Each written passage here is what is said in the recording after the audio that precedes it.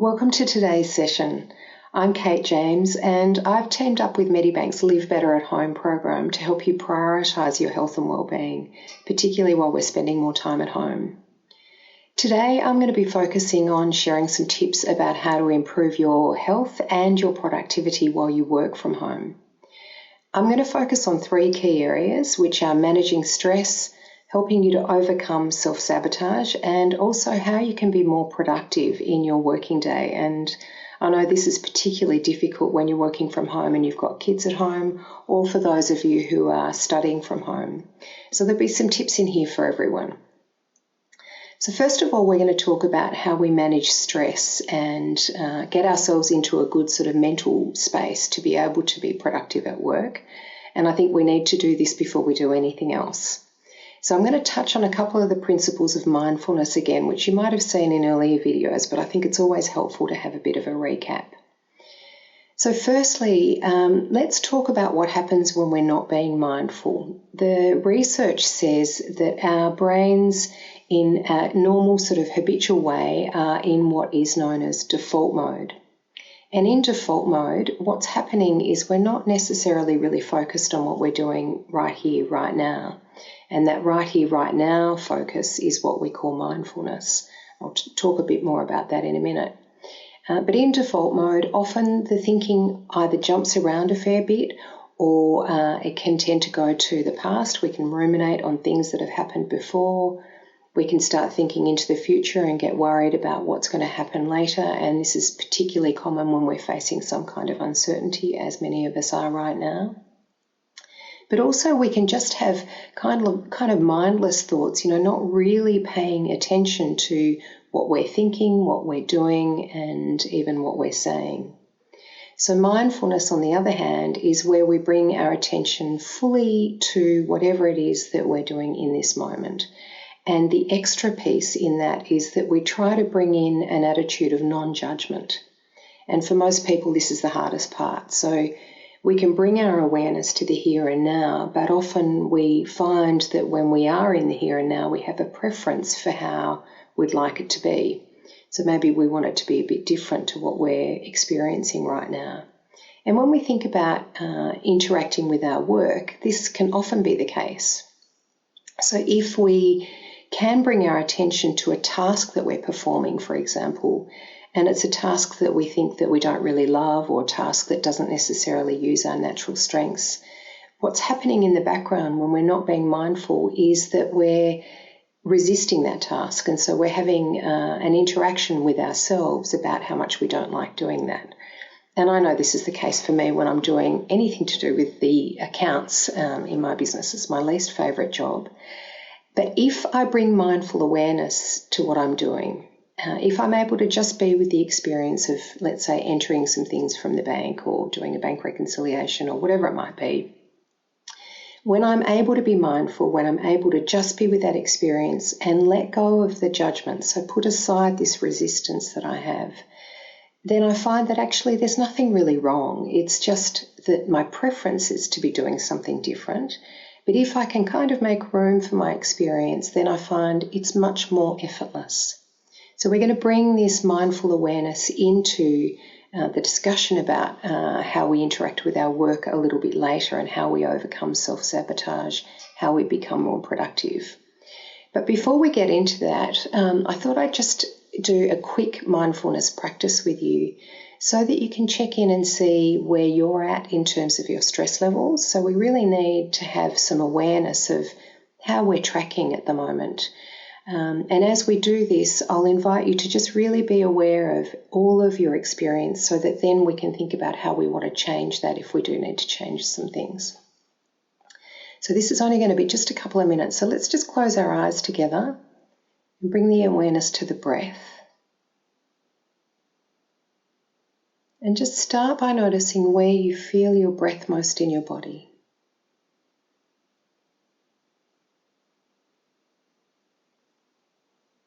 So if you've been feeling quite stressed, you might notice that your breathing is in the upper part of the chest, not so much down into the belly. So I'm just going to invite you to take the breath a little bit deeper. See if you can expand your belly out to the front and sides. And maybe even pause between the in-breath and out-breath, and then just make that out-breath a little bit longer and slower than it normally is.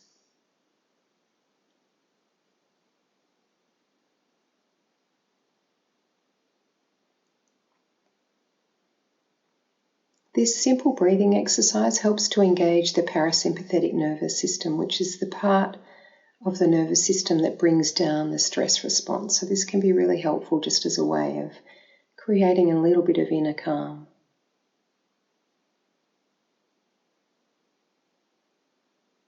And let's just scan across the body now and just notice, how does your body feel? So be aware of the muscles around the eyes and in the jaw. Just notice if there's any tightness there.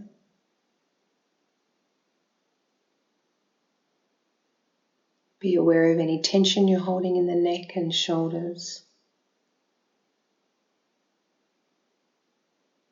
And in the chest and the abdomen area. So these are the parts of the body where we often hold tension in the body. So I'm just inviting you to pay attention, just notice at the moment.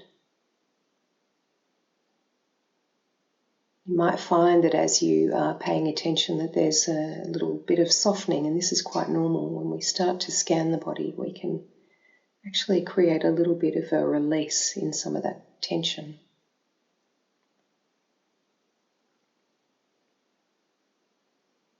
And so now I'm just going to invite you to open your eyes, and I want you to think about, how would you say you are generally feeling at the moment? What do you notice? As we start to scan the body and as we have the eyes closed, often we can make contact with our experience, and we want to know, are you feeling grounded and calm and centered? Or are you feeling a little anxious? Anxiety often goes to future thoughts, worrying and, feeling stressed about what might happen down the track. Maybe you're feeling a little bit flat, or your mood is a little bit lower than normal. And this tends to sort of lend itself to more thinking about the past. So negative thoughts about the past, ruminating on things that have already happened. So we just want to notice, where's the energy at the moment for you, and not making that wrong in any way, but just being aware. If you're someone who is experiencing a little more anxiety at the moment, then we want to find ways to bring down that stress response. If you're feeling a little more flat at the moment or a lower mood, then we want to find ways to lift your energy. And so let's think about those two areas. So first of all, we'll talk about the lower mood first. If that's the case for you, one of the most helpful things that you can do is think about moving your body a little bit. So moving your body, creating a little bit of physical energy in the body, is actually going to help to lift the mood. And one of the simplest ways to do this is just to get outside and go for a walk. So as you're starting to plan your workday, we want to think about the things that you need most to include in your workday to set you up for lower stress levels and improved well-being. So you might need some energising if your mood is a little bit lower. It could also mean that it's time to reach out and talk to someone if you're feeling like you've been flat for a little while, or if you're finding that rumination is getting a little out of control, let's say. And then secondly, if you're suffering from a bit of anxiety or a bit of stress, what we want to do there is really think about how we can quieten down the stress response. So the best way that I know how to do this is to practice mindfulness, and the easiest way to do that is to use mindfulness meditations. You'll find that the lovely Emily has some great meditations on the Facebook page, a couple on YouTube as well, so listen to those, or look around and find an app that helps you with these. A great app that I use and has some of my meditations on it is Insight Timer, and that's a free app that you can download. It's helpful to also make sure that you're taking care of your well-being in those practical ways that we all know: eating well, maybe drinking a little bit less coffee and alcohol, making sure that you get enough rest, and then creating some boundaries around your work and your home life, which is a little bit harder to do when we're working from home. But we're going to get into that in the final part of the talk today. So first of all, we get our stress levels under control. And then secondly, the next thing that we want to get under control in order to be working as productively and taking care of our well-being as best we can is to try to catch the different ways that we self-sabotage. So we all have our preferred ways of self-sabotaging. One of the most common that I hear from clients, it's also one that I do myself, is procrastination. So we all tend to procrastinate in different ways, and you'll know your own ways well.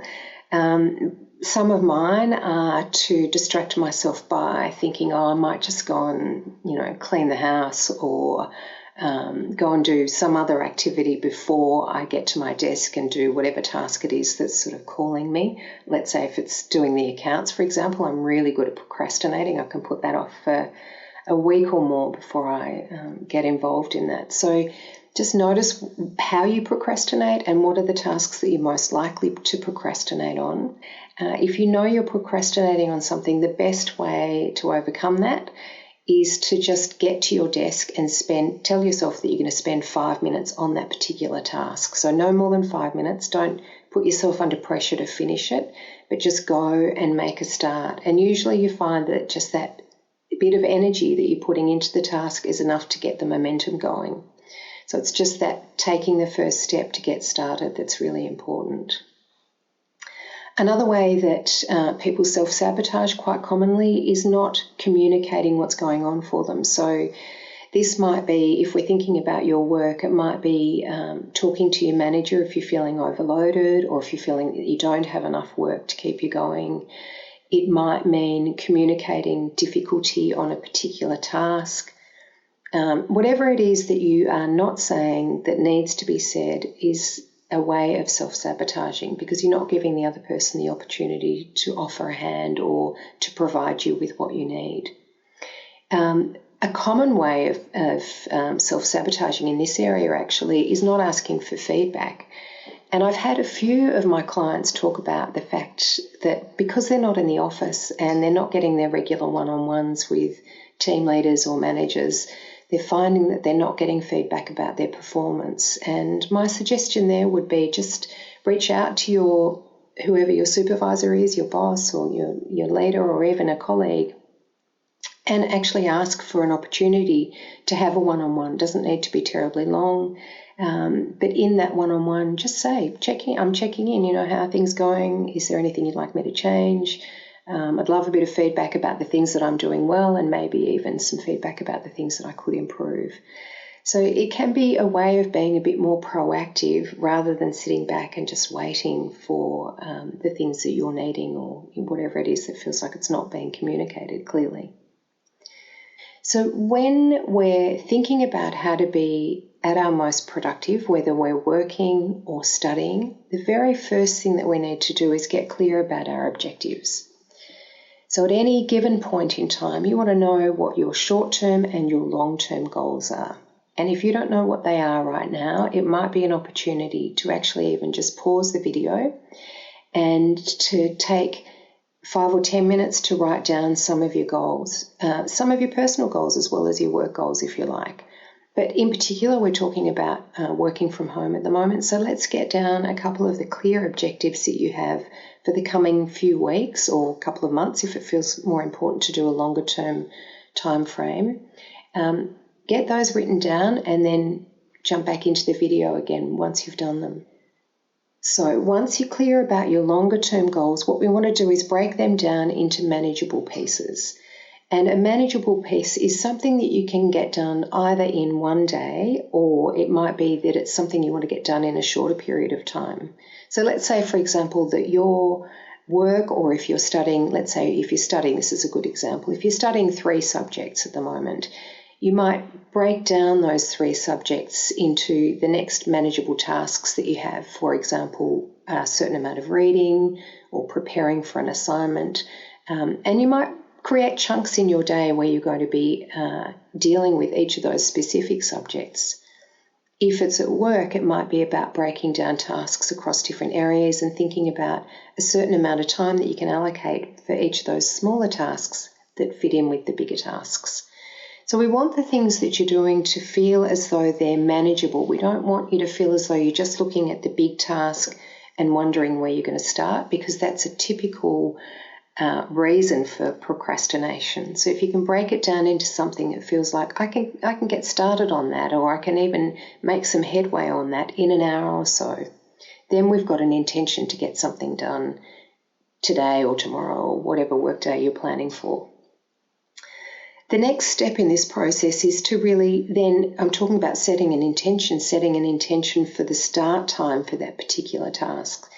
So we don't want to get super rigid about this, but it is really helpful to have an intention, let's say, for example, of arriving at your desk at 9 a.m.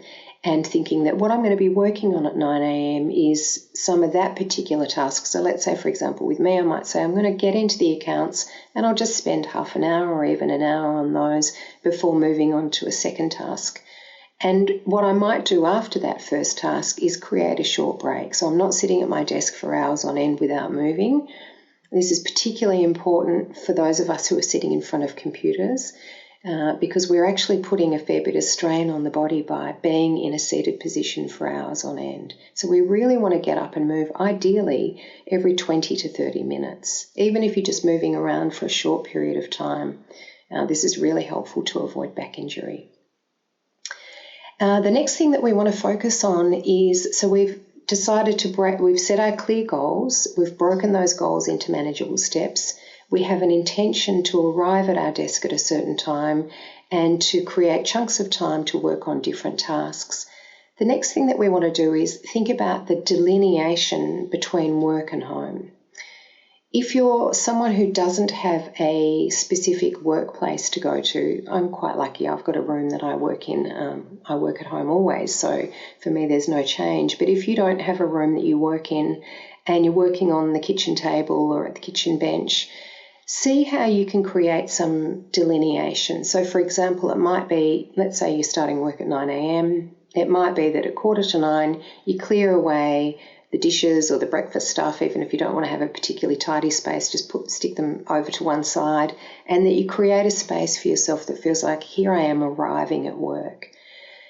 In the same way as you do this, we want to pack up at the end of the day and make that then your home space, so that you feel as though you're getting a little bit of a distinction and not just blurring the lines and feeling that work and home, and even though they are one and the same at the moment, but we don't want it to feel like work bleeds into your home time. So you really do want to create that space for yourself where you're able to switch off at the end of the day. And that might mean setting some boundaries around when you check email. It might mean, for some people, it's even setting their phones to flight mode so that they're not getting notifications.